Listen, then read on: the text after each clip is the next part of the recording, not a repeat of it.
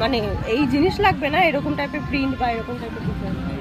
এখন হচ্ছে একটা বন্ধুর জন্মদিনে ওর জন্য একটা টি শার্ট কিনেছি। এটা কি সাইজ আছে? উপরে যেটা আছে এটা এক্সেল। তাহলে এটাই দেখাও।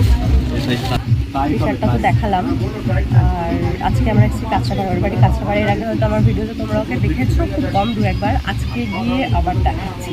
আজকে আমাদের বাড়িতে নিরামিষ সম্পূর্ণ, যেহেতু শনিবার, তারপর ভাদ্র মাসের প্রত্যেক শনিবার নিরামিষ হয়। তারপরেও নেমন্তন্ন করেছে, বারবার করে বলছে, তাই যাচ্ছি। ভেবেছিলাম আসবো না। আমাদের তরফ থেকে তোর জন্য সামান্য একটা গিফট আছে।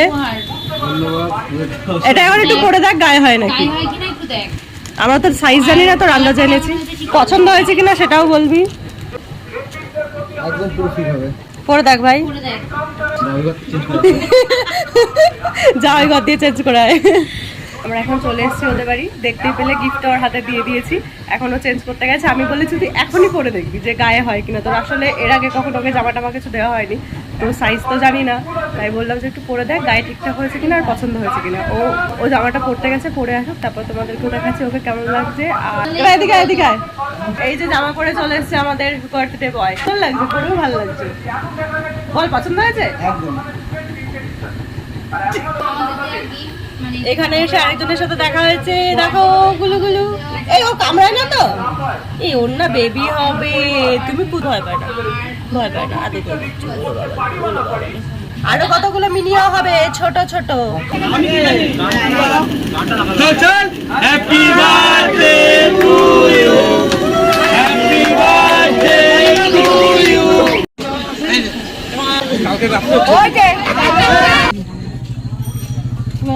আরে তোমার কিছু অত ভাবতে হবে না, ঠিক আছে? আমাদের কোথাও গেলে জীবনে এত তাড়া থাকে,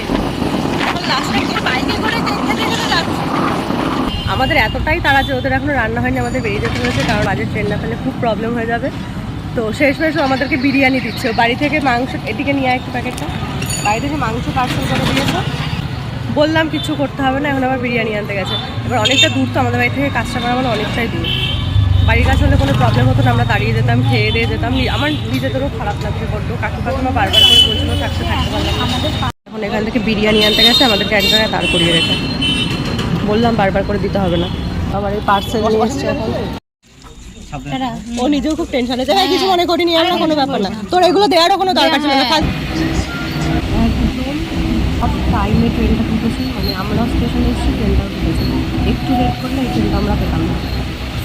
মানে আমার নিজেরও খারাপ লাগছে, যেভাবে আমাদেরকে চলে আসতে হলো। কিছু করার নেই, বাড়ি ঢুকতে পারবে অনেকটা রাত হয়ে যাবে। এখনই প্রায় 10টা 10 বাজে।